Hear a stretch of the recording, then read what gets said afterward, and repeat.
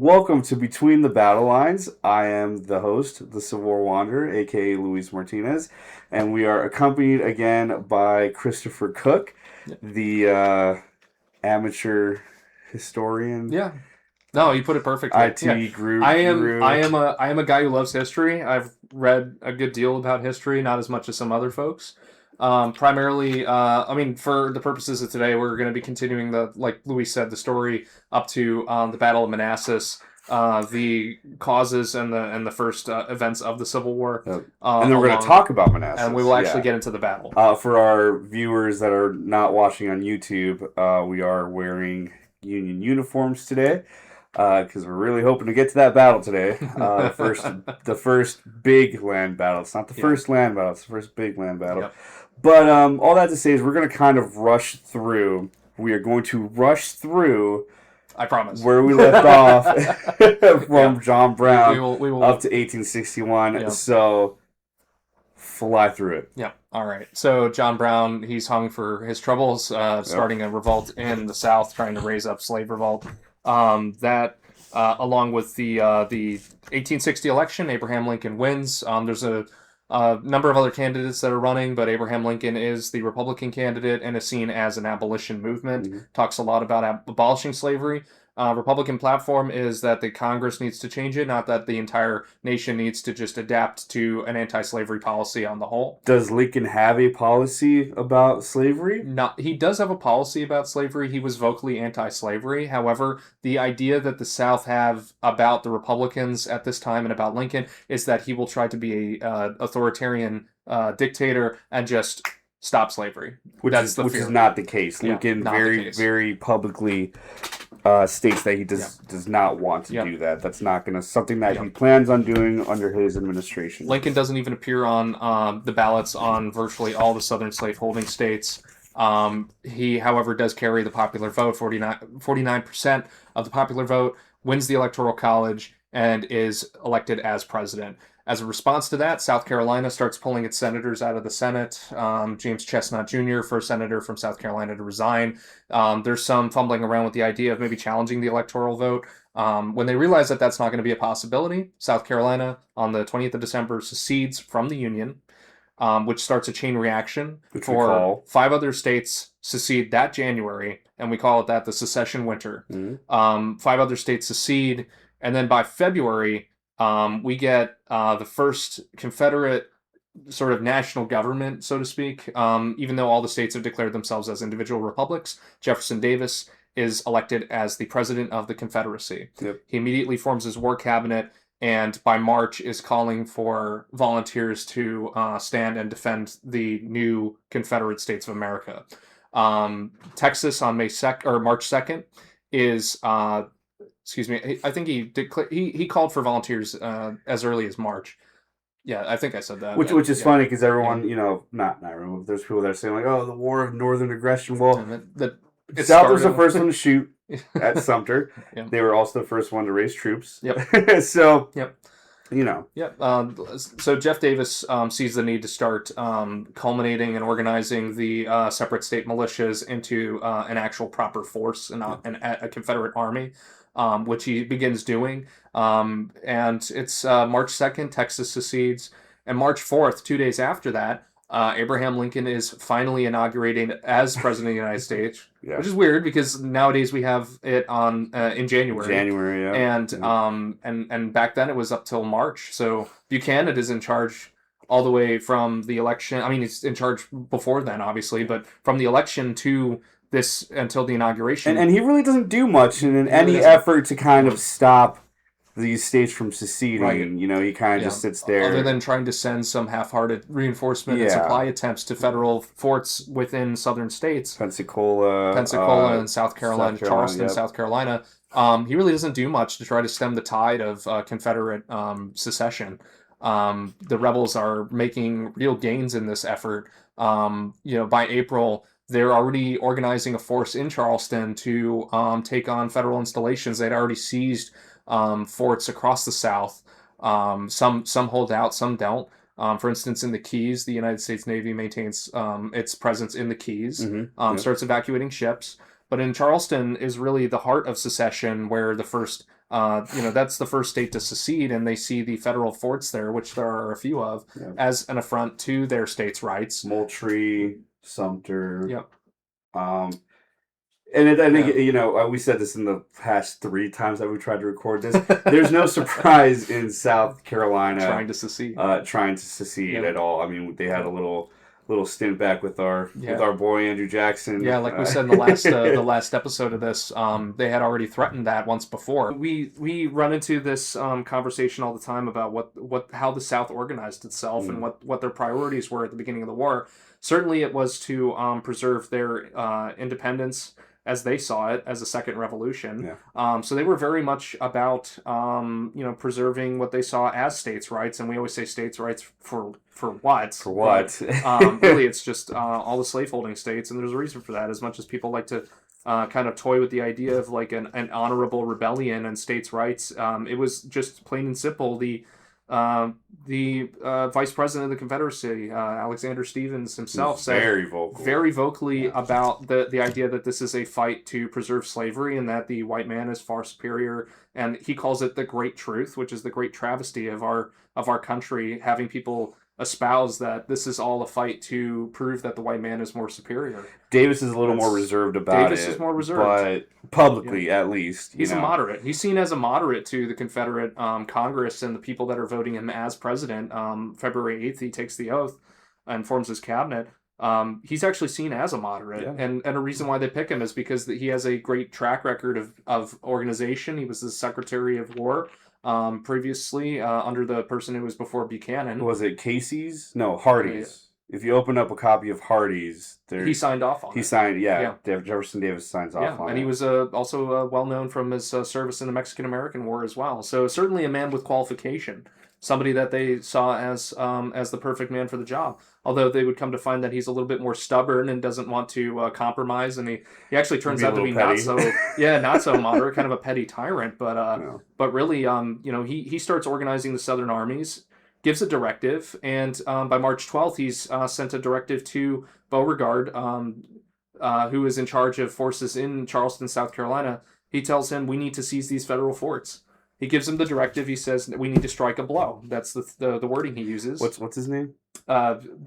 Pierre. I love seeing it. Pierre Gustave Toutant Beauregard. Although I read somewhere where he had touched the Pierre part. Did he? Gustave Toutant. Oh, that's a shame. It's far less fancy. He was he was a very big fan of Napoleon, actually. Well, I could see that. He was a very big fan of Napoleonic tactics. He very much wanted to kind of emulate and kind of reach that type of command. There's actually a book, and I'm currently reading it. You have to put a picture of it right here. It's the one that I sent you. It's so good because it goes into all the backgrounds of the commanders before they get to Bull Run. Chris is going to put a picture of it right here. Highly recommend it. 100%. You should read it. You'll learn a lot about PGT, Beauregard, McDowell, all those guys. But please continue. No, that's that great way of kind of segueing into the personalities of the conflict as well. The meat and potatoes of it is that the federal commander decides to abandon the other forts in favor of Sumter, which is far more defensible since it's sitting out in the middle of the harbor. And we'll put some pictures up. Fort Sumter is a key position for guarding the Charleston harbor, and the Confederates see it as intolerable that the Union forces have not vacated. They demand the surrender of the fort, which obviously does not occur because we wouldn't have a fight otherwise. Lincoln informs Southern delegates, which are actually in D.C. at the time, to try to negotiate a separation, which Lincoln really doesn't. He kind of humors them a little bit, but he really doesn't ever consider letting them go. He informs them that he's going to send a reinforcing ship to supply Fort Sumter, and then that is kind of the tip-off to the Confederates that they need to act now, otherwise they might prolong the conflict. April 12th. And then the following day, there's the siege of Fort Sumter. Although many shots are fired from the shore and from the fort itself, there aren't any casualties in the battle. Not in the actual siege, there are no casualties. The buildings are lit on fire within the fort, and the flagpole is shot away, which they raise a hastily constructed one in response to keep the flag flying. But it's not until the second day when They're doing a They salute. actually do surrender the fort. Yeah. Anderson does And a decide to surrender the request, fort. he gives Beauregard a request Yeah. to be able to do the proper salute or Wants to whatever. fire off a gun salute Yeah. in respect for those who are fighting. A cannon bursts and it kills 3 cannoneers, three artillerymen that were manning the guns there. That's just Yeah. I'd be It's mad. really unfortunate. I'd be really yeah, mad. the fact that you survived that whole ordeal just to die from a defect is pretty devastating. After the fall of Fort Sumter on April 15th, Abraham Lincoln finally puts out the call for volunteers. He asked for 75,000 volunteers across the Union states. These Which are for 3-month enlistments. For 3-month enlistments, yeah, 90 days. Which the following April 17th, Virginia sees that as the final ring on the bell of secession and decides to join the Confederacy. Which really shows you kind of how like it wasn't such an easy decision. Black and white decision for Yeah. these states. You have Virginia, who was a powerhouse of the South at the time. Just up until that point, they are still part of the Union. Now there are debates and there is conversation about it, obviously, but they do hold out for a while. Yeah, they hold out for a good while. And parts of the state are also not interested in secession. Western Virginia, of course, that would become West Virginia later on, are not interested in secession because they have a different economic interest, obviously, and they don't align themselves with the politics of Richmond.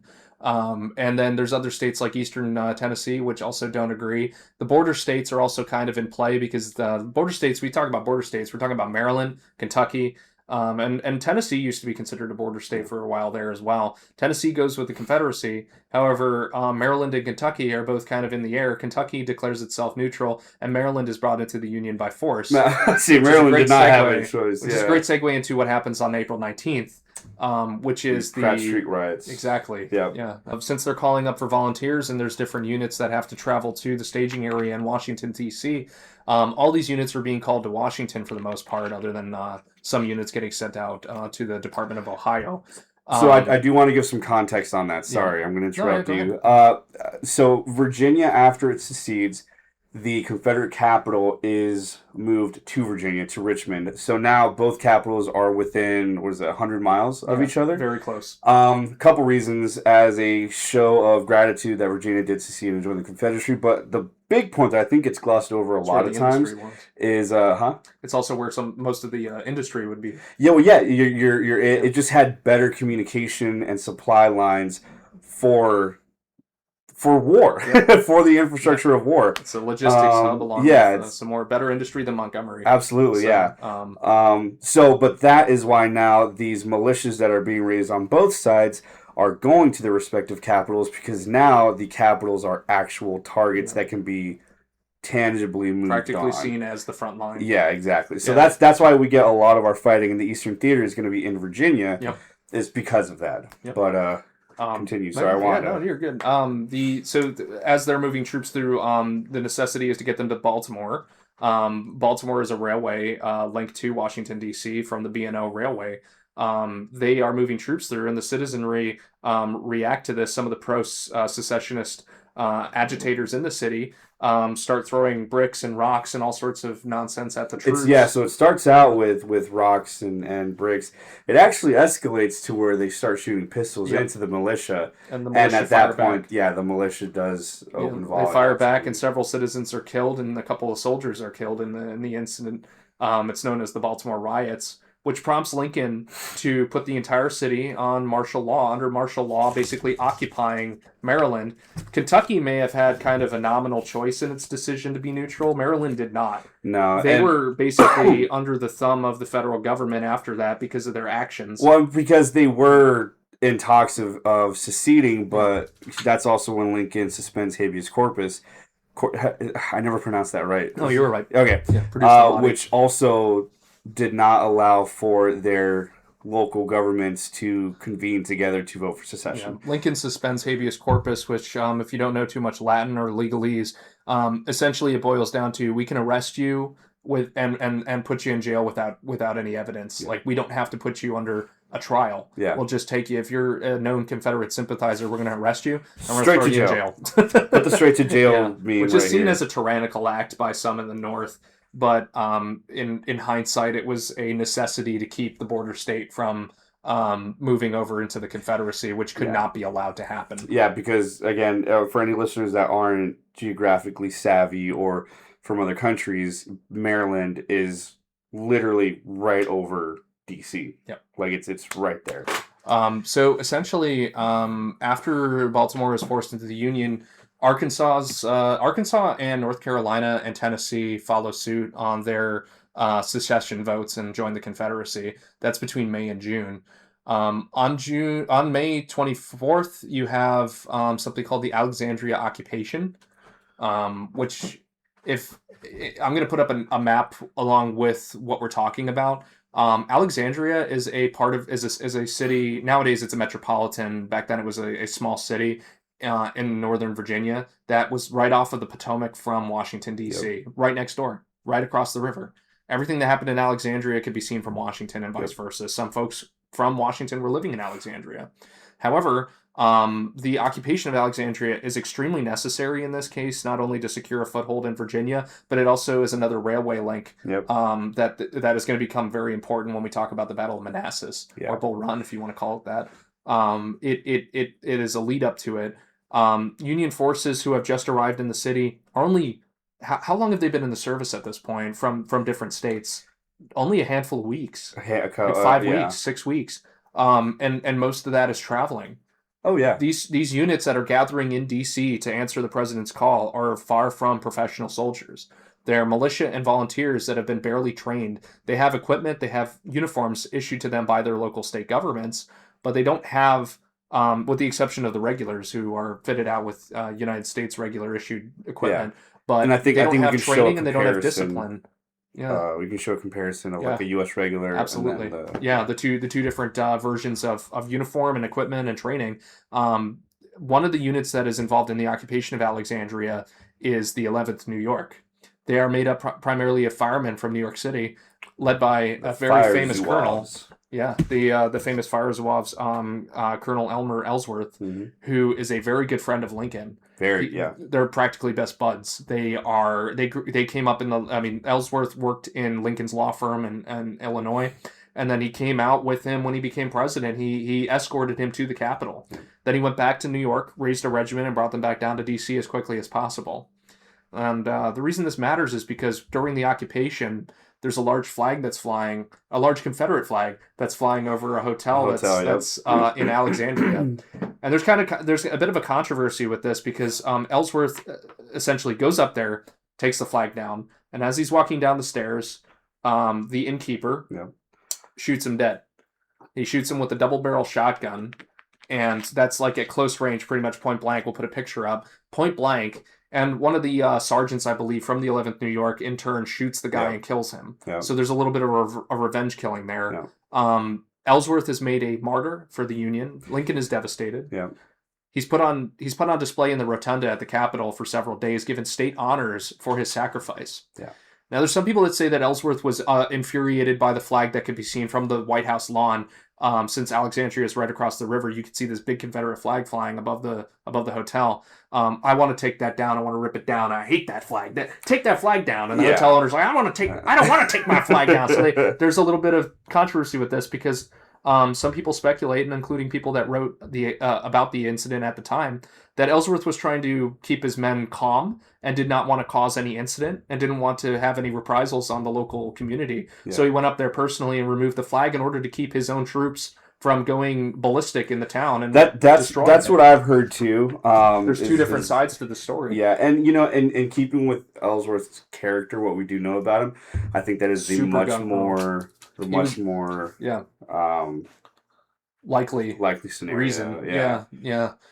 I mean, he probably was very satisfied to take that flag down. Oh, yeah, no, for sure. But, I don't think it was just pure revenge. I think it was just, I don't think we should... Obviously, they're going to take the flag down, but the troops, and as we see with the build-up to Bull Run, when they're marching through that short distance in Virginia to get to Manassas, there's actually a lot of heinous acts going on, like a lot of retribution attacks from Union soldiers on local citizens. What they call they were looting something. They were looting the hell out of the place. It was basically a mob. It was just this mob gaggle. Marching, absolute gaggle from DC to, and we'll get Manassas into that. Junction. But the reason that this matters is because it's the first high-profile killing of an officer in the war.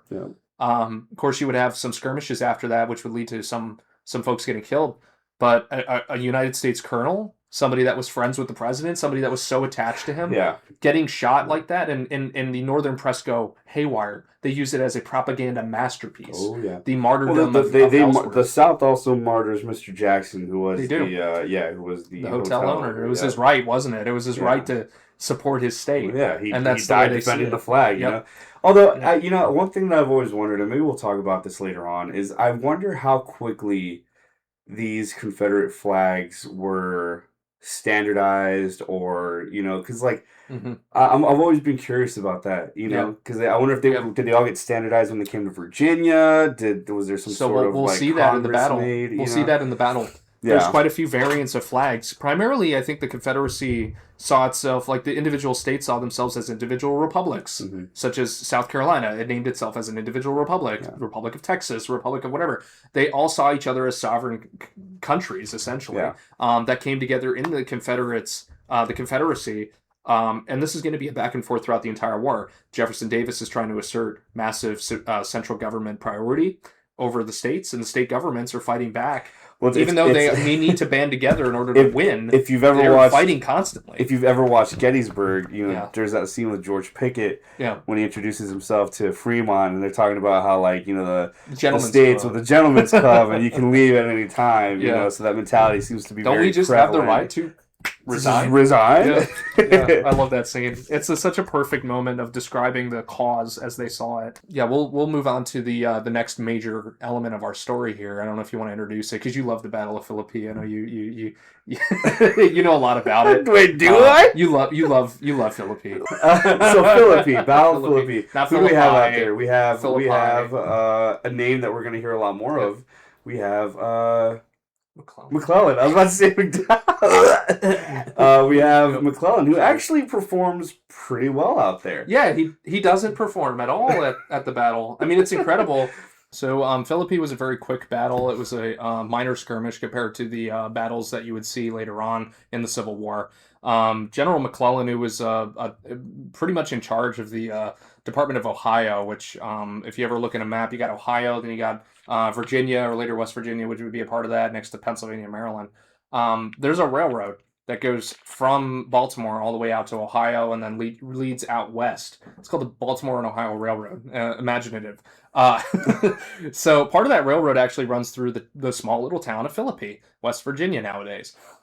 Philippi is a very small town, not very significant in any way strategically. However, Confederate forces are amassing there, about 800 Confederates. And the reason it matters really is because the Baltimore and Ohio Railroad is a pivotal link for the Union to send troops and supplies out west. So McClellan does see that as a priority, and he sends a couple generals down there to take the town and to secure the railway. This is a minor skirmish that doesn't really lead to a whole lot of casualties. The Union position themselves, they have a really hard time positioning themselves and coordinating the attack that they want to do. However, they do actually get some artillery up on some high ground. They fire at the Confederates. There's a brief skirmish, and then the Confederates retreat out of the town in disorder. And the Union troops are unable to close the trap and capture those rebels. So they get away. However, this is kind of the moment where McClellan gets to claim victory and say, look, I won this first battle of the war, as people like to say, the first battle of the war, even though it really isn't if you're discounting Sumter and some other skirmishes, especially out in Kansas. It's definitely not like a major. It was not a major battle. That's why that reservation stays for Bull Run. And McClellan was not actually present at Philippi. However, he will take the credit, and we will later on discuss his contribution to the war, major contribution. However, it's very controversial given his failures. Yeah. However, Philippi is kind of like the kickoff, so to speak, of the conflict, and it highlights the importance of railways. It highlights the importance of being able to maintain those lines of supplies and logistics to different parts of your country. To get troops and supplies here and there is pivotal. For anybody who doesn't know anything about military science or military history, your army, this massive group of men, sometimes like in the hundreds of thousands, sometimes you have a massive army, and you got to feed them, You got to supply them. You got to get them their ammunition. You got to be able to move them around in case there's in case there's a conflict at different points that you need to traverse and be able to quickly get troops there to and from. The railways are extremely important in the Civil War. So the Battle of Philippi really marks and highlights the importance of securing those early railway hubs, which will lead us up into finally in July, starting in July 18th, the Battle of First Bull Run, or it's Battle of First Bull Run or Manassas, depending on which side you're on. The Confederates like to call it Manassas, I believe, and the Union called it Bull Run. Yep. So the importance of the railways really comes into play there. Both armies identify Manassas Junction as a key pivotal point because of what Chris was saying, because of the connection with the railways, the importance of having those railways under your control. Yeah. At this point, the Manassas Railway Junction connects the Manassas Gap Railway, the Alexandria and Fredericksburg Railways together. And it's kind of like if you're going to attack, as McDowell, who becomes the commanding general of the Army of Northeastern Virginia, as they call it. It's and really if you want bizarre. to get really confused, PGT Beauregard is in command of the Army of the Potomac. Which those titles would virtually be flipped the next year. Yeah. So McDowell is put in charge of the 35,000 Union troops that are located in Washington, D.C. He's surveying the maps and the really crappy intelligence that they have gathered on Confederate forces and where they're at and how their disposition.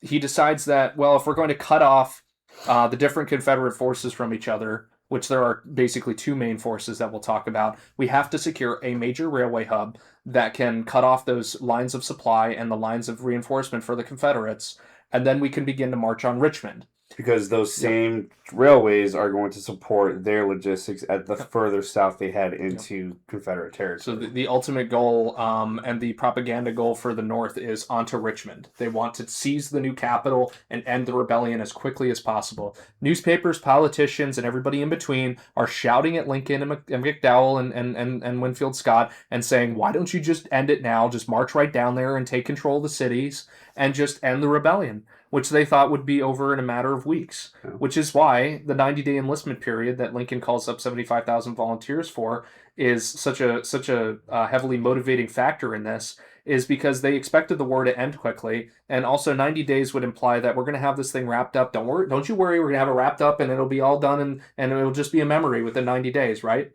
You don't want to scare the public and saying we're going to do a 2-year enlistment period. 35,000 troops in D.C. McDowell has control of them. There's about 18,000 that are stationed near the Manassas Railway Junction under the command of our buddy Beauregard, and then Johnson, the hero of South Carolina. Yep, and then there's a general called Johnson up near Winchester, Virginia. Well, not yet. At this point, Johnston is in Harper's Ferry. So Johnston gets order to maintain his position at Harper's Ferry because Harper's Ferry is a important tactical, not tactically, but they have the armory, they have a rail system that goes through Harper's Ferry as well. There's a railway there. So Johnston gets order to maintain his position at Harper's Ferry. There is a Union branch that goes out that's supposed to make sure that Johnston stays in the Shenandoah. That's under Patterson. Yep. And I'm going to jump ahead a little bit. Patterson, a key part of this whole plan that McDowell has with his flanking is that he shouldn't have to worry about his own flank when he's coming around the Confederate left because there shouldn't be reinforcements coming in at all. And Patterson, although he completely fails to hold Johnston's attention up in the Shenandoah Valley, reports back that he has, that he did. Yep. Johnston will eventually kind of win his argument because he saw, Loudoun Heights, Maryland Heights, and Bolivar Heights. He was like, look, I am basically in a barrel. I'm gonna get shot up. Sorry, I'm trying to fight off a sneeze right now. Good Lord. Don't think about it. Yeah, and so eventually, oh man, that made it so much worse. We're gonna have to cut this out. We're not cutting it. Okay, we're not trying to. You're gonna sneeze on recording, and we're gonna laugh. And everybody's gonna love it.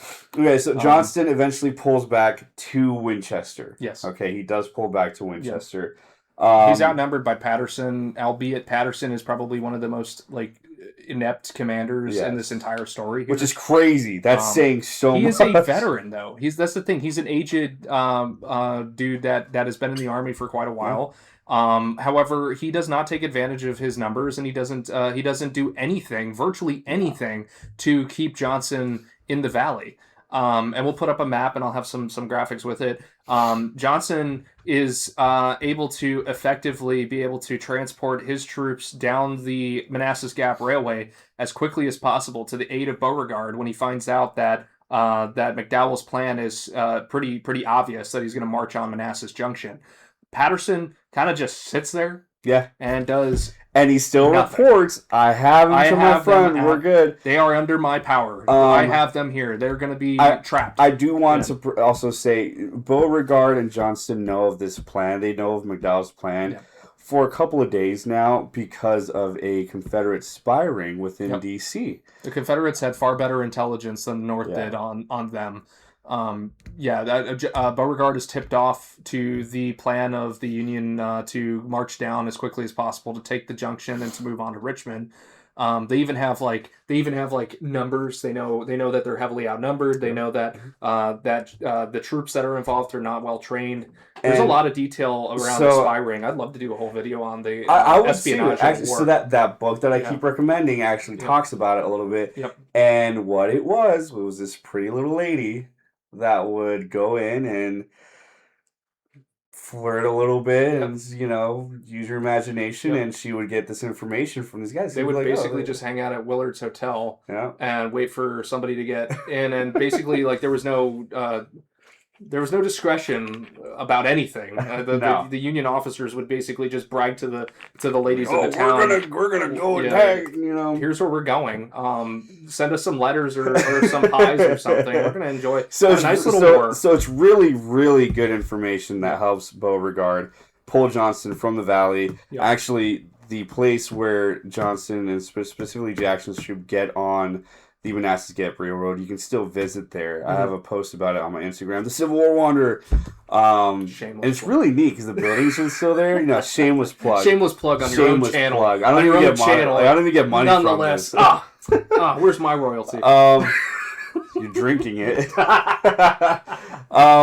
This is a good excuse for me to have a few, by the way. This is fun. Thank you for inviting me. No, of course. The wife's not around to tell me it's too early. So. Yeah. Shout out to my wonderful wife. Maria. Yeah. We're sorry. Okay, so that's kind of the context of these two Confederate positions and then the two Union positions. And so where do you want to go from there? So from there, I think we should mention that the condition of McDowell's army. McDowell himself knows that his troops are barely trained, barely capable. The officers in charge are not very experienced. They've amassed a force of about 35,000 in D.C., as we mentioned. It happens to be the largest force ever assembled in North American history at that point. Which you can imagine for any soldiers or civilian soldiers or anybody who is involved in the army in any way, even they are kind of buckling under the weight of the amount of troops that they have situated in one single city. DC is just crawling with soldiers, and these are, I use the term soldier very loosely. Of course, we have to give them a lot of credit and a lot of honor for what they did. However, the plain fact is, these men were barely trained. They were not very well equipped to army life. They had just mustered in probably 3 to 6 weeks ago, and barely trained, sent down to DC. The equipment of all these units are all different. They have different types of rifles, uniforms, flags. They have different. Some units we'll talk about it. Will bring their own cannons to the fight. Infantry units will bring their own artillery. There's really not a uniform way of handling all of this for McDowell, and he knows it. He knows that his troops are untested and untrained and unprepared. However, the 90-day enlistments and the shouting and the propaganda from Washington saying you need to march on Richmond as quickly as possible leads him to decide that he needs to march down onto Manassas Junction, take the railway hub, and then once he seizes that and is able to separately destroy his enemy, he's able to march onto Richmond and end the war. Easy peasy, right? Well, not so much. McDowell and his march down to Centerville, which is right near the Manassas Junction, takes 5 days. to march 37 miles. We were talking about these dates because we have a timeline here that we're referencing, and we have Battle of Blackburn's Ford on July 18th. So Blackburn's Ford is really McDowell sends kind of like a scout. It's not a scouting party, but it's part of a scouting effort to kind of like see where can we cross, and so it becomes this battle of Black Forest. But that's on July 18th, and the rest of the army doesn't get into position until the 21st. Until the 20th to 21st. Yeah. Which is just ridiculous. It's astronomically. It's astronomically. I don't even know how to put it. It's a farce. It's not, and a lot of officers, including McDowell, will mention that the march isn't even really a march. It's more like a gaggle of citizens that are armed, an armed mob, and even foreign observers will claim that it's an armed mob having away at each other. Yeah. As they're marching down through past Alexandria, the troops are running amok, tearing up the Virginia country. They're stealing as much as they can, furniture, food, everything that they can find. They're really terrorizing the local citizenry.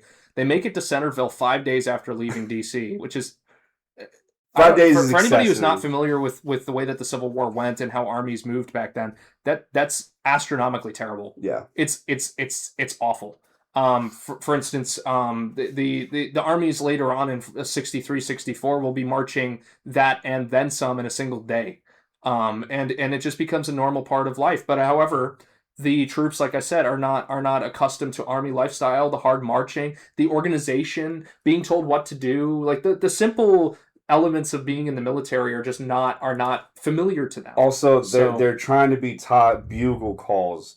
They're trying to be taught, the drum commands. There's all these things that they're trying to cram into these 3-month enlistments. It sounds silly to anybody who's never been in that environment, but when you have thousands and thousands of men that you're trying to control and get together and tell them what to do, you have to learn these basic elements of the army, which they really haven't practiced all that much up until this point. Which the officers are also no much better. They're not very well accustomed, and they might be very, very. And the one thing that the Union Army has for itself at this point, as a whole, is it's very motivated.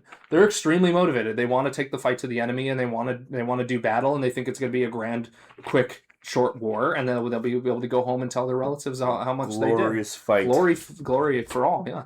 Which and that leads us to the day of the 21st of July, which is the Battle of First Manassas, or Bull Run.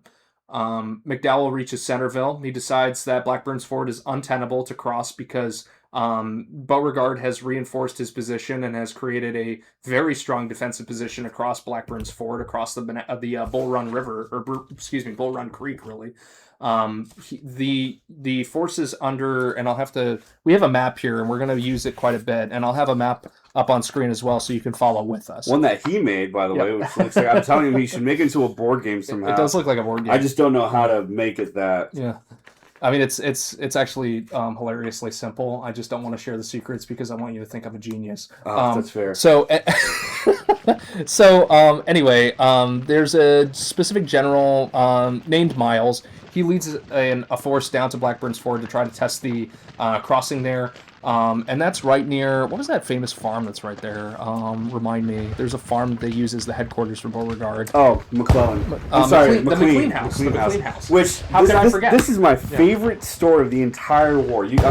From all the stuff from like the 124th and the Charge Too Far and 20th Man on Little Round Top, and you got David Ireland on Culp. So you got from all those stories, my favorite story of the Civil War is the story of Henry McLean. Wilmer McLean.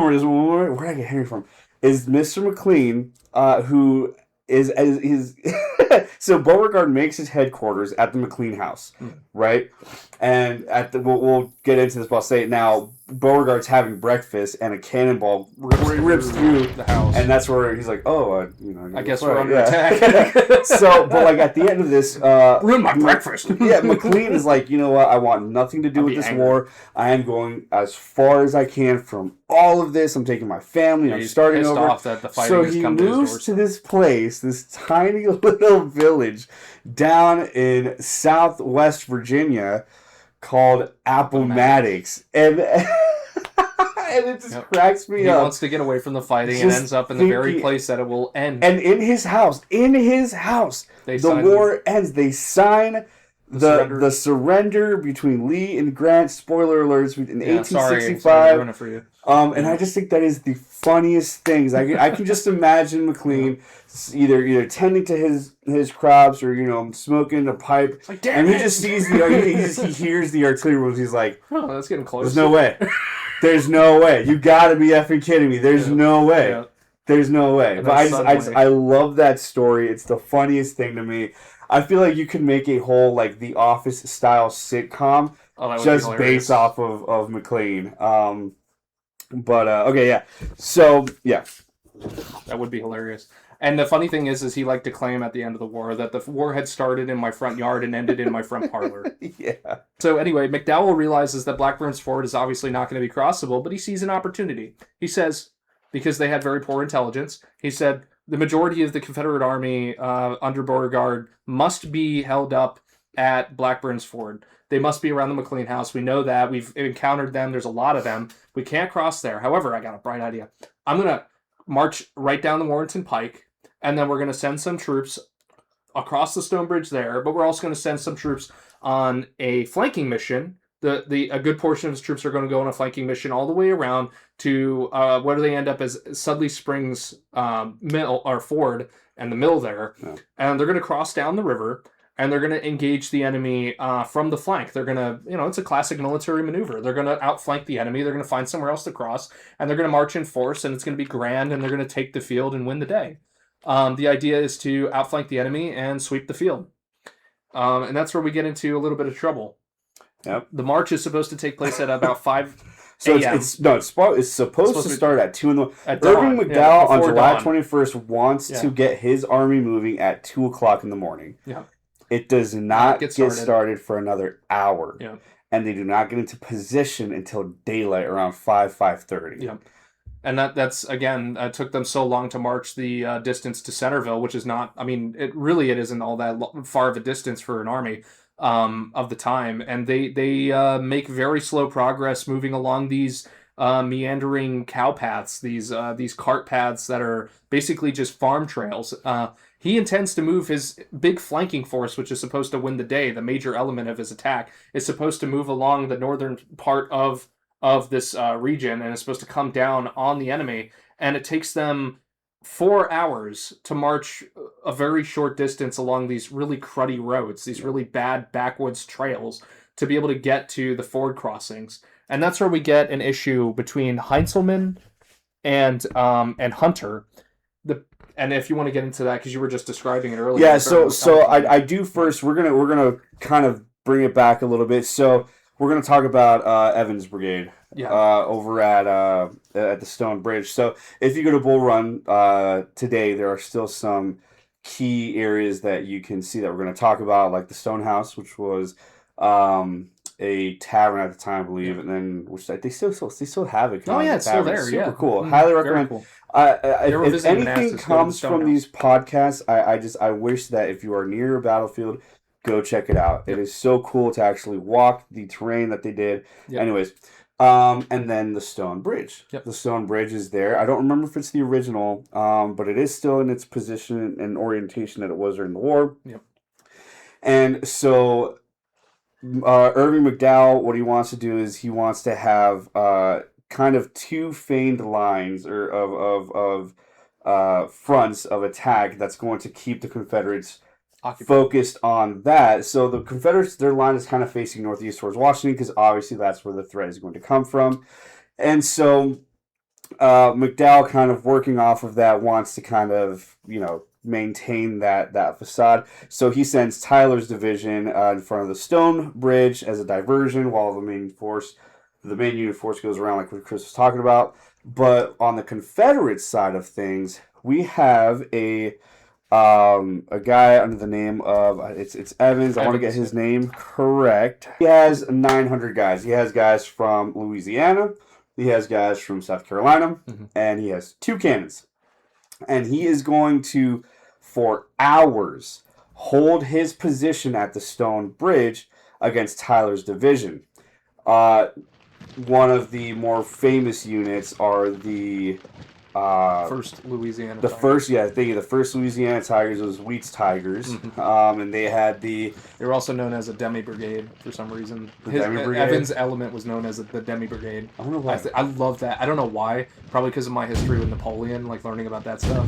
The demi brigade was is supposed to be a combination of different units, different types of units like grenadiers and fusiliers and flankers and stuff like that, all put into this like specialized quick action unit. Wouldn't that just be like that was Hampton's supposed to Legion? either attack or hold a position? So that would be kind of like Hampton's Yeah, like Legion. Hampton's Legion. However, yeah. in this instance, they're calling them the demi brigade because it's got the Louisiana Tigers. Well, he has South Carolinians and he also artillery. has cavalry He's basically too. his own little corps there. Yeah. And he's got a certain element of cavalry. But too. it's about a regiment and a half worth of guys. About He only 900 has men. 900 guys around there. And he's the most fightingest guy on the battlefield, pretty much. Yeah. He's a hard drinker and he's a loud, he's a boisterous. hard. He'll fight anybody. Stalwart secessionist. Yes. And I'll put a picture of him. He looks like a lunatic. Look, he looks crazy. Like kind of like those John Brown eyes. Like the. He's got that stare. He's got like he's killed people before the war. Yeah, that's absolutely. the sort of look he has. Absolutely. But yeah, he holds the position at the Stone Bridge. Yeah, so he holds the position at the Stone Bridge, and at some point, they're on Signal Hill, where there is a Confederate signal corps that is under the command of, I think at this point is Captain Alexander Porter. He signals down to Evans. He writes, I wrote it down because I want to say, he says, Wrote it down. look out for your left, you are turned. So basically, Alexander Porter is seeing the dust from the columns marching from the actual main Union body that's coming to the flank. And so All the way from Signal Hill. all the way from Signal Hill. Yeah. And Evans leaves a couple companies of skirmishers at the Stone Bridge to hold Tyler's division. Which, again, Tyler, his commands right now are not to cross. Yep. He is just a diversionary attack to keep them there. But Evans then deploys his guys down the road towards the stone house, towards was it Buck Hill? Yeah, Buck Hill. Buck Hill. He rotates to face the new force Yes. coming down on his left flank. Yeah. And that's where we end up getting a fight between Hunter's men and what will later be Heintzelmen coming down. By the way, Hunter and Heintzelman were not supposed to take the same path down Sudley Mills Ford. They were supposed to take separate fords. However, the gaggle, I really want to say what I want to say. No. The gaggle. Spotify did ask me, is this for sure? So I was like, oh, okay, we can't. The absolute gaggle of the army that's coming down that small trail is basically leads Heintzelman to say, screw it, I'm just going to follow Hunter. Follows Hunter. He just follows Hunter, and it creates a traffic jam of men coming down Sudley Springs Ford. And as they cross this creek and they're going down towards Matthews Hill, Evans has already pivoted and reacted to it. He's got the 1st Louisiana, the main body of the 1st Louisiana and his South Carolinians facing the enemy. And what ensues is nothing short of it's tragic, but it's almost battlefield comedy. So as McDowell is doing his flanking movement down from the we had to cut it because I kept saying McClellan.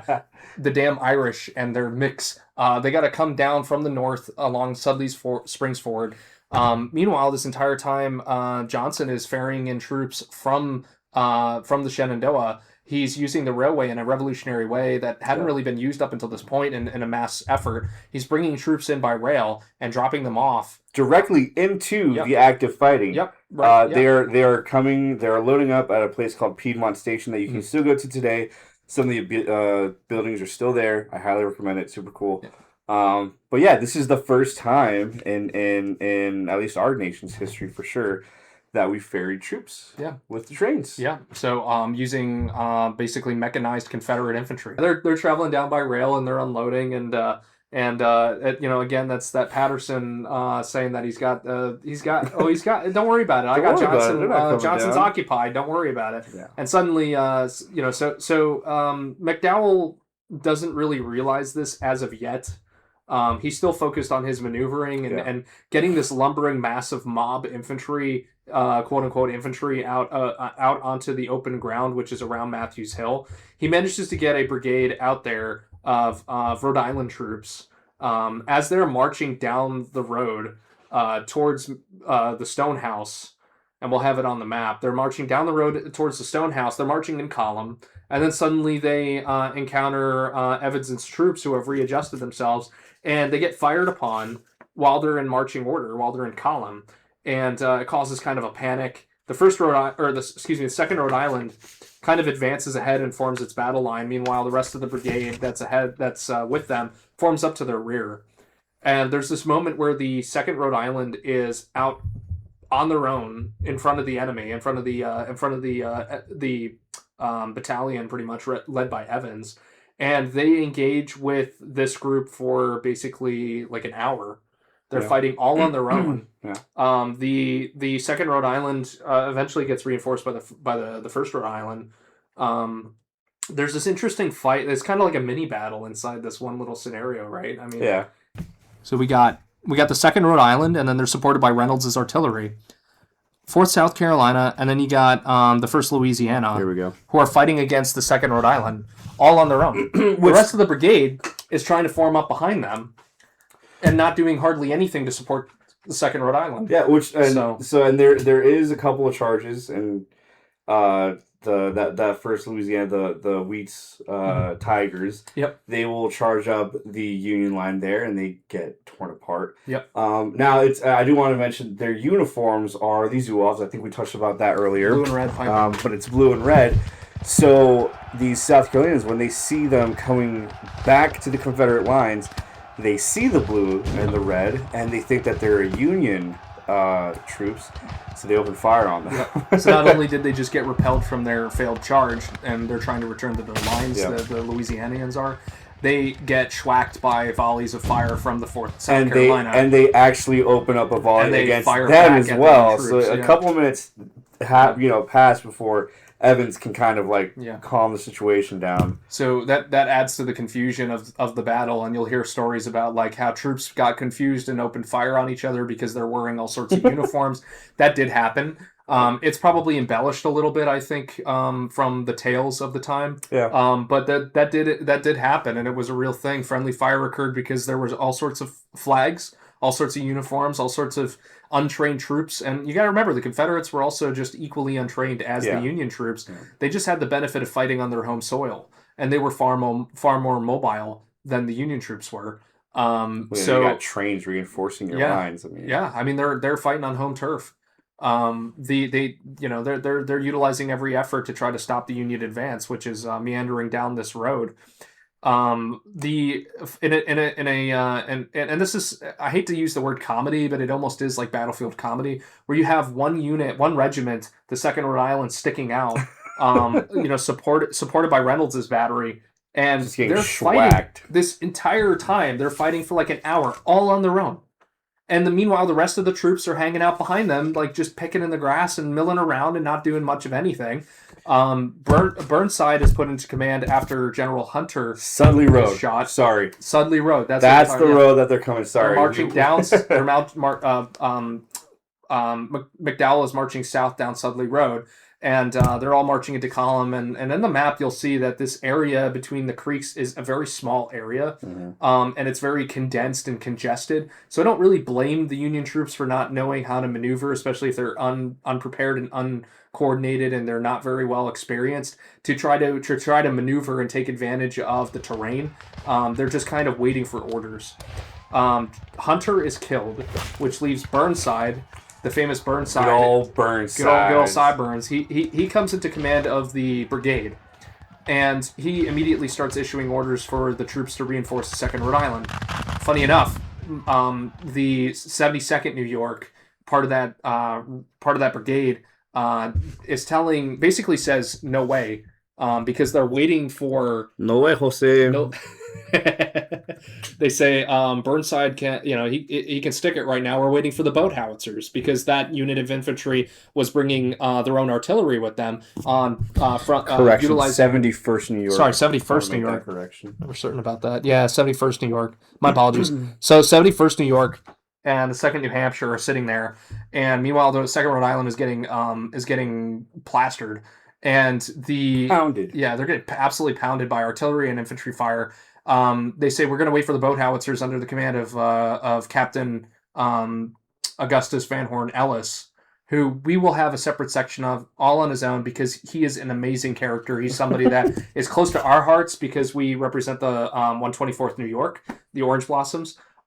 He was a captain at that time for the 71st New York, and he was bringing up a contingent of boat howitzers to support them. So basically, they said, we're not moving until we get the howitzers. They're called Dahlgrens, I believe. The Dahlgren guns, yeah. So you can stick it. We're waiting for them. And this is kind of that unprofessional sort of situation going on where, like, Burnside is a colonel. He's in charge of the brigade because he's a senior colonel. They're telling the colonel of the 71st is like, nah, I'm not listening to you. I'm waiting. The rest of the brigade does not move yet. So the advantage is in the Confederates' hands. They're holding on. Evans is holding on very handily because he's only being attacked by a small fraction of this massive force that's about to envelop him. In hindsight, if McDowell was able to actually get all of his troops moving, coordinated, and working correctly, he would have easily been able to push Evans aside. But because of the disorganized nature of the army at that point and the inexperienced officers and men, they don't take advantage of their numbers. No. It's a clear advantage, but they don't take advantage of it. And it shows you kind of the effective military mind that Evans has, because he also around this time will kind of identify that Tyler's division hasn't pushed the stone bridge, so he now is confident that that is a diversionary attack. So he calls out for reinforcements. So from the Confederates, it's going to be Bernard B. and Francis Bartow that are rushed northward to support Evans and stopping the Union forces from coming more southward down the Sudley Road. Yep. So you kind of start getting that line. So now you have the Confederate line facing north and northeast. You have two lines now that they're fighting on, the Sudley Road and then the Stone Bridge. So kind of painting that picture of what these lines are looking like right now. Yeah, so the Confederates fight this very long delaying action toward Henry House Hill. In an instance of heroism and misfortune, the colonel of the 2nd Rhode Island, whose name was Slocum, charges forward with a couple of his men and yells, up and at him, let's go, let's seize the day. I thought it was just him. It was pretty much just him. But the accounts kind of differ. Him or a couple men, or just him. Pretty much just him, given that he was the officer in command, and he ran out there, sword drawn, glorious moment of him saying, charge. It's him expecting his men to follow him and charge after the First Louisiana and do a counterattack.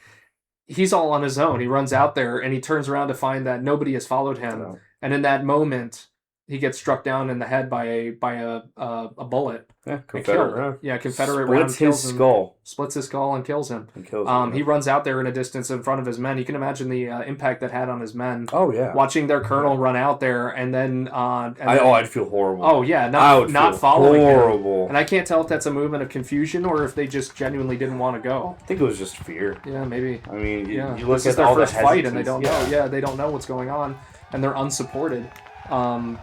So and a couple men decide that they run out there and they recover his body. One of them is actually Elijah Hunt Rhodes, who goes out there and recovers his body and brings it back.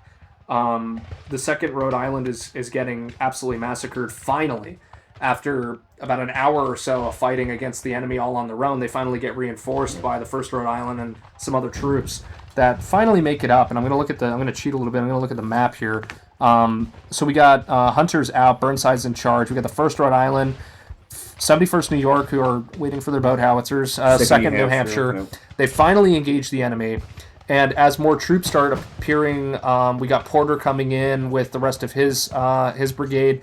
And finally, the Union are able to use their numbers advantage to start to slowly push the Confederates out of Buck Hill and move up towards Henry House Hill. Also, it's at this point where Tyler does get the command to start pushing across the Stone Bridge.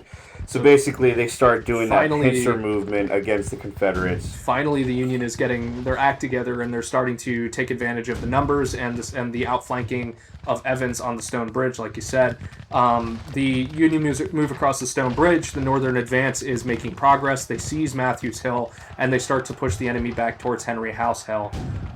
It's at this moment, and it's about 11:30, between 11:30 and noon. McDowell orders a halt to the attack. As the enemy are starting to get pushed back, he orders a halt. He wants to reorganize his lines, and he wants to press his advantage, but he knows that his men are inexperienced and they've already seen a lot of horrors happening in front of them. Even though he rides up and down the line saying, "The day is seized. We've won. Ours. The day is ours." And they're not even as we would find out, they're not even half done with the fight. So we're setting the stage now. It's about 11:35. The Union infantry have stopped their attack. They've halted. They're reorganizing themselves. The Confederates are doing a fighting withdrawal back to Henry House Hill. The Union forces are bringing up their own guns. Yes. The Confederates are starting to be reinforced by Beauregard. Some of his troops are moving in. Johnson has his troops coming off of trains and moving in, as we said. They've also identified that the attempt on Blackburn's Ford is just a feint, and now they've recognized that the real attack is coming from the north. We start to get Ricketts and Griffin's batteries of artillery are moved up to basically Henry House Hill, the slope, right? Yes. So they're organizing themselves, and I find this fascinating. The infantry and the artillery were working along the same lines. So you're moving the artillery up in front of the infantry, practically. And they're working out of range of the infantry. Yeah, they're basically they're not coordinated at all. It's really difficult to explain it. Artillery is used to soften up infantry. It should be used at this point in warfare to soften up infantry positions and support. It's really just infantry support. It's used to break through the enemy lines, soften them up, and allow the infantry to advance through and finally push the enemy off of a position.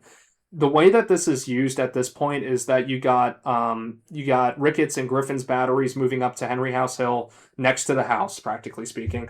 They're well within minimum firing range for their guns amongst the Confederate infantry. Yeah, if you go to Bull Run, they're so close together. It's so close. I think it's one of the more, probably as far as artillery goes, it's like one of the most close quarters artillery duels that you could ever imagine. Yeah. And this goes to that same inexperienced moment. Basically, General B arrives. B and Bartow arrive on Henry House Hill to support Evans, who's now falling back. Actually, I have his official report. I can read that. Yeah, please. Yeah. So, he's talking about. And when you say he, who are we talking about? Oh, Evans. Evans, okay. Yeah. So at this juncture, General B arrived with his brigade to my timely assistance and formed immediately in my rear and advanced, covering and relieving my command, and was immediately hotly engaged with the enemy. And then Colonel Bartow with his regiment, 8th Georgia, came up soon after the support of General B.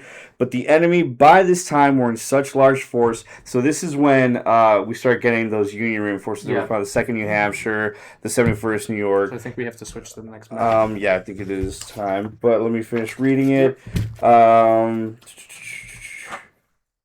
the enemy, by this time, were in such large force that our position was no longer tenable, and I ordered my command, now greatly scattered, to fall back under myself, covered towards the Lewis house. The commands of General B and myself were now completely scattered when we were timely covered by Hampton's Legion and other Hampton's reinforcements. Yep. Which is that's such a cool name. It is. So, as he said, Bartow and B's units start culminating around Henry House Hill to defend against the Union push that they're expecting.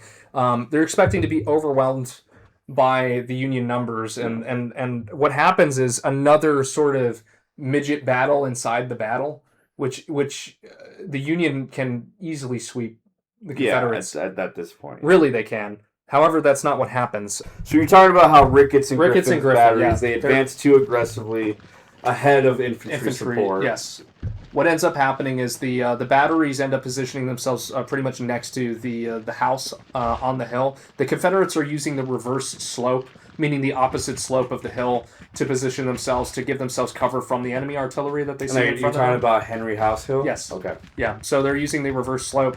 The Union guns are really ineffective at this position because what happens is if you're looking up at the hill, the enemy is just barely over the crest of the hill. There's nothing to shoot at, and what they're shooting at is well within their minimum distance, which means that these rifled cannons that they're using, just to put it in simple terms, they're using like very accurate rifled cannons. When you're firing them with solid shot at that range, you're really just going to overshoot the enemy. Yeah. When the enemy pops up and starts shooting, they're going to be firing, but they're going to be firing well over the heads of the enemy. It's really not doing all that much damage. It's really just a distraction at this point.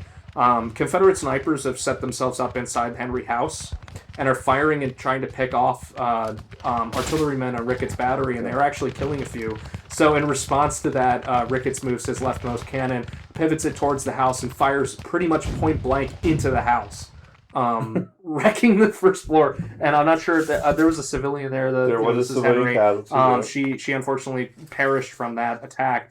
But the Confederate sharpshooters scatter and get out of the house as quickly as possible. I can imagine just watching an artillery cannon just pivoting towards you and then firing pretty much point blank into the house. I do want to read this from the notes that we have, and so one of the most important moments of the battle occurred because of uniform confusion, which we talked about. Some Confederate troops wore blue uniforms, and the Union artillery officers hesitated before firing because they believed that so along the smoke and the confusion and all that, they see these Confederates, kind of they're our guys. They're our guys. Yeah, the hesitation is deadly at close quarters like that too. Yeah. I mean, you're talking about a matter of seconds to react to enemy activity when it's that up and close and personal. There will be an infantry advance on Henry House Hill, but at this point, I think we get our beloved Thomas Jackson arriving on the scene. Well, yeah. So I don't know if you'll be able to get this visual on the map that you're going to show, but maybe you can take a picture of it and add it afterwards. Yeah. The lines are very intermixed. The hill dissolves into brutal close range fighting. Artillery horses are being shot. Cannons are changing hands repeatedly. Infantry's firing point blank, and smoke is covering the entire crest. But yes, so within that chaos is where we get Lemon Lovin' Jackson. Lemon Lovin' Jackson. Yeah, St. Jackson in the flesh. He's I think he's a brigade commander at this point, right? And he arrives with his Virginians. He's part of that contingent that comes with Johnson to support the battle from the rail. He basically force marches his men from the McLean House all the way up to Henry Hill. Jackson's light cavalry. Yeah, his men are thoroughly exhausted already now. They arrive and they take up position alongside the faltering line of Bee and Bartow, who are starting to become overwhelmed by the infantry advance of the Union. The famous line of where Jackson's nickname comes from comes up from General B, who he supposedly said to his men who were falling back, he said, "Look, there is Jackson standing like a stone wall. We shall rally with him and seize the day or hold the line." There's a lot of different variations of that line, but essentially he called Jackson a stone wall and tried to rally his men around the Virginians to hold the line. That's where you get the famous nickname for Thomas Jackson was Stonewall Jackson. Yeah. So he held the line. The Union are advancing over and over again, basically, to try to take the position. And Jackson's positioned his men behind another crest. Because when you go to Bull Run, maybe you can add some Bull Run photos of the battle. If you have some, I can find some. It's very hilly. There's a lot of concealment that you can use within the terrain. He really uses that to his advantage. And he does. He uses it's a lot of reverse slope defense where he pushes men up, they shoot a volley, they come back down, and they reload. Actually, if you've ever played War of Brights, that's how every single match goes. Yeah, he's your commander. Yeah, you go up, you shoot your volley, you fall run back down. Hopefully, the enemy doesn't advance when you're reloading. But that also kind of gives also the confidence. I think Jackson was also just crazy, but like he's being very tactical about the situation, and he's using his artillery thusly. Yeah, he's positioning his artillery on the reverse of the hill, and each time they fire, they go up to the top of the hill, they fire, and then they come back to the reverse slope to reload. And you can imagine the effect that has on the enemy, where they're like only getting a split-second view of you, but they also don't want to completely commit to a charge up the hill because they have no idea what's awaiting them on the other side, and they're unable to soften up the enemy with artillery. Remember, if there's one key element of any military tactician or anybody, which remember Jackson was a artillery. Yeah, he taught artillery over at VMI. Was it VMI? Yeah, VMI. Yeah. So so he was well acquainted with the tactics involved. So basically, the Union are trying to utilize their artillery to soften up the position, but they can't do that because they can't actually hit the enemy very well. Yeah. So they brought their artillery in way too close, and I'll show the map. You see the artillery is intermingled with the infantry, and this is a terrible situation when you're on a slope because you're unable to utilize that advantage to again soften up the enemy. So what ends up happening is that Porter and the rest of Burnside's units try to attack the hill. They attack. There's some falling back of the Confederate troops, but again, Jackson's line is able to stabilize the situation, and essentially what you get is certain attacks. The Confederates eventually they counterattack at a couple points down the line, actually push the Union troops off of the position at the hill. At the house, I should say, and seize Ricketts' guns. They're able to actually run down and seize Ricketts' guns, and they're able to cause a kind of like a mini panic in the Union troops.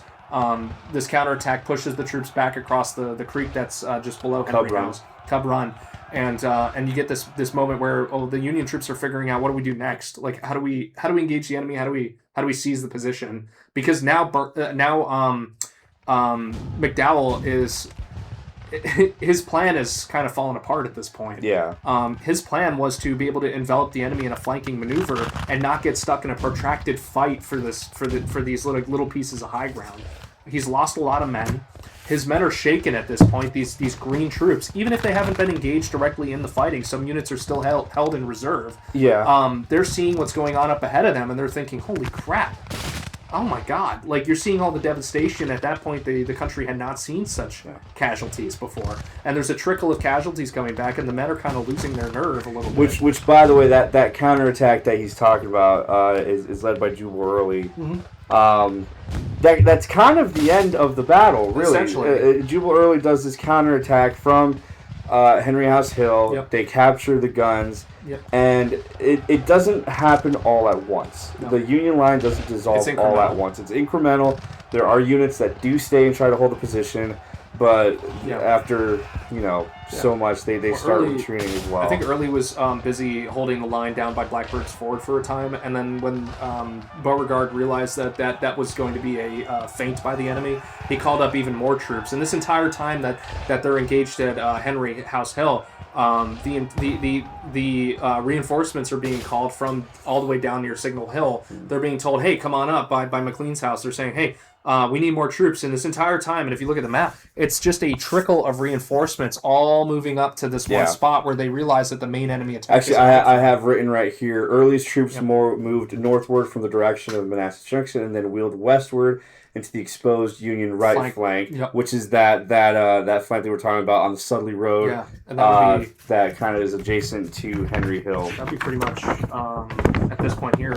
Yeah, I mean we know how that goes. Yeah, the thing is that Early shows up, and he takes position basically right next to where Ricketts' battery is, facing the enemy towards the road. Yeah, and he sweeps it. Yeah, basically now the Union line it's kind of the reverse of like the first day or the.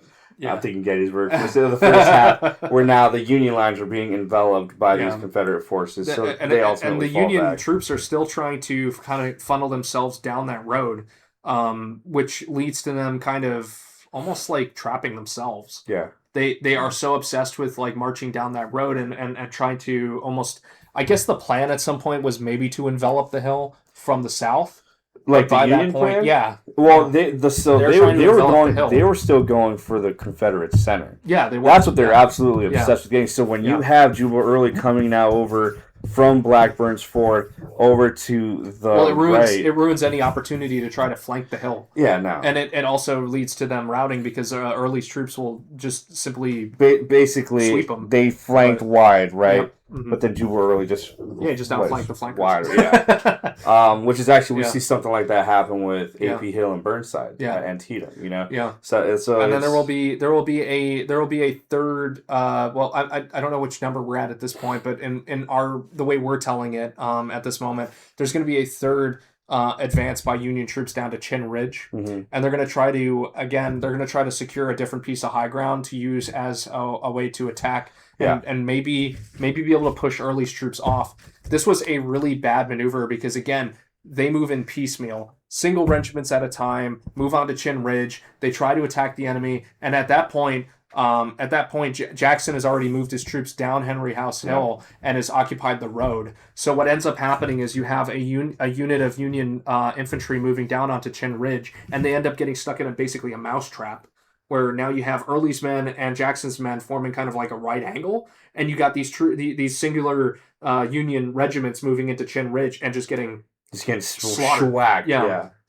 So that pretty much, I mean, that in a nutshell. I'm sure there's more detail we could go into with individual units. Yeah. But as a strategic point of view, that is exactly the moment when the Union forces start to retreat, first in good order, then in slightly less good order, and then into an all-out broken back run. Just absolute, just get the hell out of there as quickly as you can. Yeah, and the turns thing into is, an absolute rout. You know how we talked about the civilians earlier? Yeah. Well, they're also retreating along the same lines that the Union is. All the people that came out from Washington to watch this nice little fight that was going to be the one and only fight to end the war. They came out with their carriages, and some politicians and notables from Washington are coming to watch this nice little fight and maybe just have like a little picnic and enjoy the sights and the sounds and smells. I want to read these notes. Yeah. So talking about the retreat, right? So panic spread quickly, once the retreat starts, because the thing is, they're still getting attacked by Confederate artillery. Yeah. They are still, this whole time they're retreating, they are still getting hit with Confederate artillery. Yep.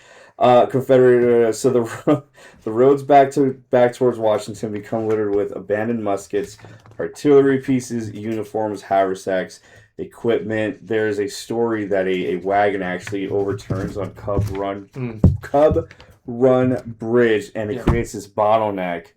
Causes absolute panic. So it's just I just there's a lot of and we should mention at this point too, when Early is doing his flanking attack, Jeb Stuart's cavalry are split into two different sections. And one of the sections is responsible for the left flank, and the other flank is going to be attacking as well. At the most perfect moment, when the Union troops are obviously starting to break and turn and retreat off of the ground, Stuart engages with the Union right flank and sweeps the ground, attacks with Early, and you can imagine for any Union soldier who was just barely trained, fought this horrible battle, which was supposed to be their magnum opus. It was supposed to be the moment of their triumph, and suddenly you're getting told that there's cavalry coming around on your flank, and you're about to be surrounded. I can imagine, even if the story about the overturned wagon on the bridge and everything was a factor, I would suggest that they were already on a heel, a very on a very urgent route by the time that even happens. Well, look at the 71st New York. They're being told by everybody else, we're about to be surrounded. Confederate cavalry on the right, we're getting... there's all sorts of panic going on amongst the men. And some of the officers try to keep the situation under control, but they're quickly pushed aside by fleeing troops and bug-eyed teenage boys trying to get the hell out of Dodge as quickly as possible, because the enemy has just broken your lines, and now cavalry's coming down on your flanks, and you're about to get trampled and attacked. I wonder even if you don't see it. I wonder at what point Ellis ordered the disposal of those guns. Oh, because they just threw them in the creek. Yeah. They just threw them in the creek. I would imagine it would have been exactly at this moment. Yeah. When they start getting told that there's Confederate cavalry enveloping them. Well, we'll have to ask Andrew. Yeah, we'll have to ask him. So Andrew Camparelli is going to be our guest for speaking on Ellis. I'd love to know, like maybe he has more insight into like exactly. I think he has a lot more insight into that story. Absolutely. But we're not going to dig too much. But you can imagine that they're not going to be carrying that back with them when they're all running. There were entire units that left their knapsacks on the field, just ditched them and ran. I just want to clarify because I know people are going to be like, "Oh, what about the limbers?" Not to get too much into it, but specifically for Ellis's artillery, they just hand moved them. They didn't have horses. They didn't have. They were towing them. Yeah. You are the horse.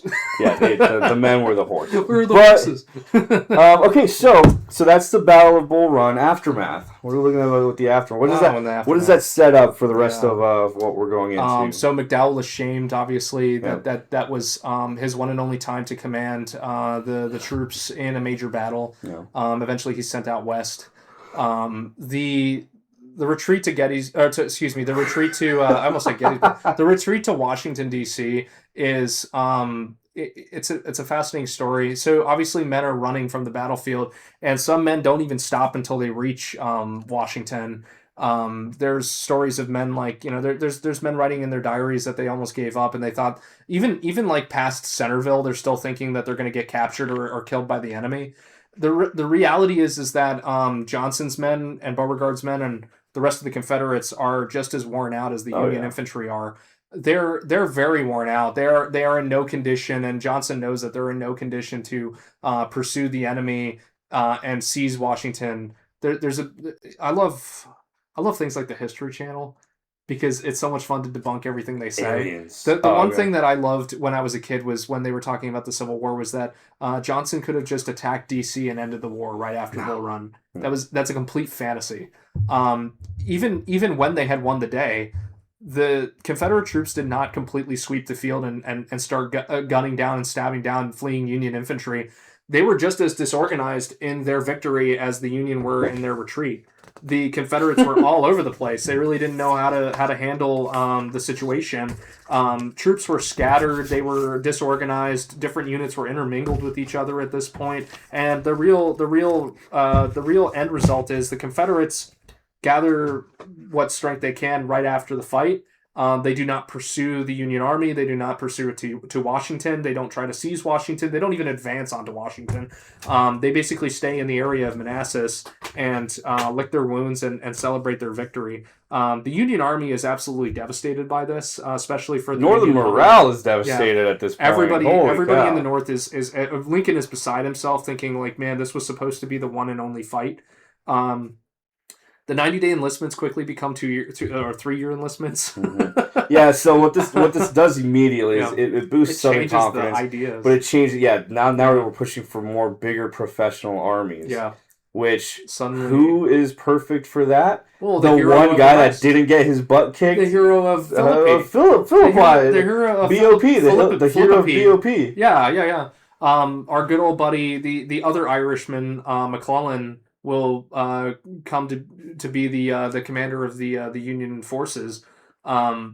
Meanwhile, the Confederacy is overjoyed with their victory. There's several politicians and people that think that, well, now surely the Union, the North will give up its fight to bring us back, and we'll start to second guess their advances and their invasion. This actually leads to an interesting misconception. Yes, the North's morale is shaken by this, and suddenly the realization sets in the North that this is going to be a longer and harder fight than anybody anticipated. Yeah, it's not going to be. So they're starting to switch their tactics and their mindset. However, in the South, they are growing. There's the seeds of this sort of misconception that Northern morale will break, and that the appetite for the war is going to quickly deteriorate, and we're going to be able to just convince them to come to the bargaining table and eventually just make peace and allow us to be our own nation, especially if we get foreign interference. Yeah. Especially if Jeff Davis is able to get foreign recognition and be able to get foreign support, which is where that's going to be headed. Their focuses are going to be more towards wearing down Northern morale and trying to get international support. But the huge takeaways are the Army needs to for the North. I'll split it up into two different sections. Takeaways for the North. our army was completely unprepared for this fight. We're going to need to bring somebody in who's going to be able to train and build a professional army and be able to get us ready for an actual fight, for something that's going to, for an advance that's truly going to end the war. For the South, they have less of an impact on their forces. They are very happy about what happened, but in reality, they are still far weaker than the if just based on numbers and manufacturing capacity and everything, they're still much weaker than the North. Let's say at a disadvantage. I like that word. Yeah, they're very much at a disadvantage. So yeah. yes, they won the fight. The casualties are almost even for the battle, which I think the casualties for the entire fight were about 15,000 men. Like total. Yeah, I'm trying to remember what the exact numbers were. We're gonna have to look that up too.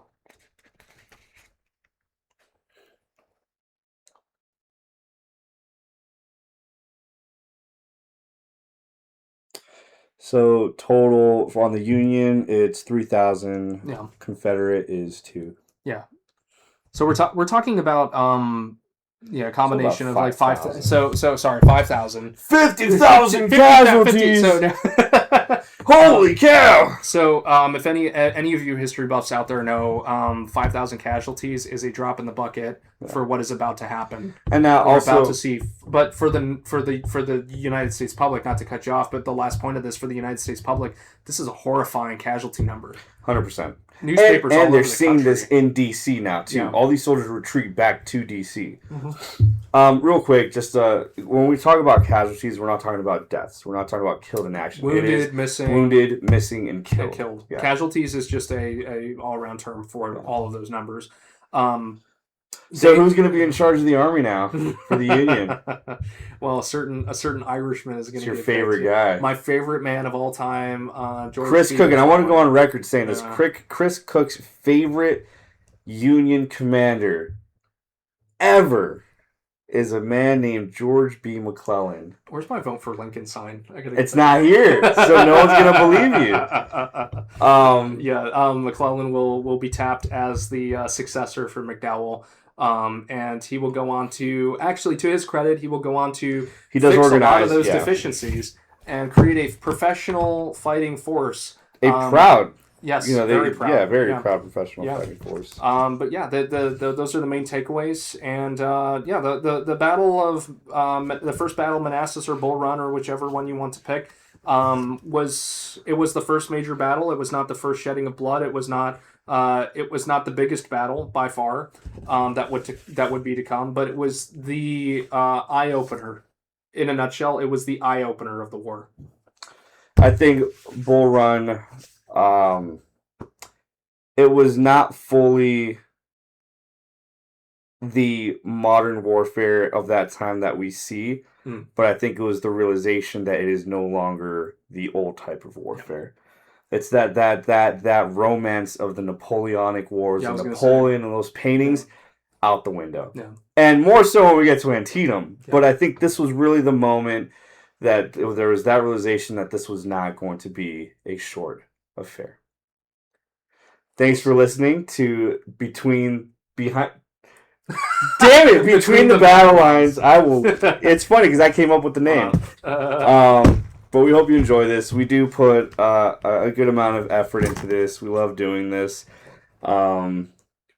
We appreciate your support and listening. As we go on, we will get better at this. We'll have more of a streamlined process. But I think we're doing all right. I hope you've enjoyed it. And again, to just reiterate, for myself, I am not an expert. I'm not an academic. I don't know, man. I don't know, because I send you pictures of planes, and you know exactly what they are. I could pick out any World War II plane, but there we have it, though. I love talking about all areas of history, especially like global history. And that's a perfect segue, actually. This podcast will not solely be focused on the Civil War. It'll be, I'd say, 90% of the content, but there are going to be times when we talk about World War II. There's going to be times when we're talking about ironclads that got sold to the Japanese. We're going to talk about, different aspects of history that don't necessarily correlate, but we want to keep the platform open to talk about really a plethora of things. And if there's something that you guys want us to do research and talk about, go ahead, shoot me a message. The Civil War Wanderer on Instagram, YouTube, uh, TikTok is the other one too. Sure. Let us know, and we'll do the research and we'll talk about it. I want this to be as much as it is fun for us and informative. I want you guys to also, there's something that you guys want to talk about. We can talk about that too. Yeah. Please suggest any topics that interest you or you'd like us to talk about. More than happy to. You can try to reach out to me on social media. I don't think I pay attention to all that stuff so much, not as much as this fella. But then again, we represent in the reenacting hobby. We're the 124th New York. If you have an interest in seeing what we do, we try to be as authentic as possible. We have a great group of guys, and we partner with the National Park Service for certain events, especially in Gettysburg. Feel free to look us up, and hopefully you'll be able to come out and see us in real time. And you can discuss with us if you want to come out and just talk to Luis or talk to me or talk to whoever's involved. We're happy to have these lengthy discussions in person too. So feel free to hit us up and check out our page. All right. Thank you all for listening. We'll see you on the next one.